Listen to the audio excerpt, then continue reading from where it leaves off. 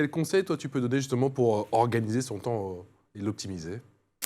Alors, forcément, c'est, de perdre le moins de temps possible, donc utiliser chaque moment, de calme, de répit, par exemple entre 2 séances ou voilà, on a un petit peu d'avance, au dojo, voilà, si on a le temps de se plonger, dans les bouquins ou des choses comme ça, en fait, vraiment quand on n'a pas le choix, on le fait.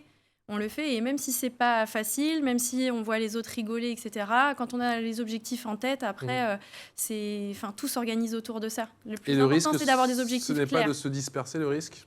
Il n'y a pas des fois où on... Non, parce qu'en fait, à partir du moment où on arrive à basculer, à switcher d'une activité à l'autre, très facilement, ça se fait en une fraction de seconde et je me souviens, hein, quand j'étais, en train de bachoter, je bachotais, quand j'étais à l'entraînement et j'arrivais vraiment à scinder les 2 activités.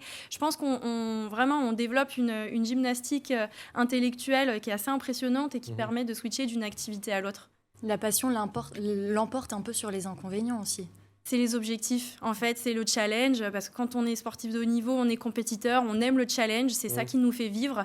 Et quand on a des challenges élevés et que on a cet esprit de compétiteur, on a envie d'aller au bout sur tous les fronts. Ouais. Il y a des études, il y a la compétition. Comment on gère son énergie? Alors, comment on gère son énergie? On n'hésite pas à communiquer beaucoup à son entourage, à ses coachs, etc., sur la forme du moment pour pouvoir justement adapter un maximum l'entraînement.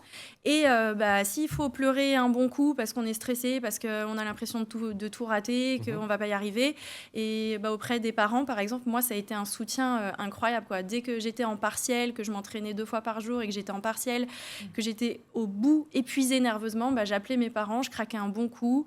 Hop, il me reboostait et derrière, c'était reparti. Donc ça, c'est important de communiquer et de ne pas hésiter à craquer aussi, à pleurer parce qu'on est humain. Parce qu'on est humain, tout simplement, et que, vu votre rythme à toutes les deux, on peut le comprendre, et je crois que c'est encore le cas aujourd'hui, Ouais. alors que vous êtes à temps plein avocate, c'est ça? Ouais, mais plus de 40 dossiers. je m'entraîne. Alors maintenant, je m'entraîne que 4 fois par semaine parce que je suis enceinte. Félicitations! Merci. Mais oui. Le karaté, même enceinte, c'est... Alors, je fais pas de karaté, je fais du crossfit. D'accord. Voilà.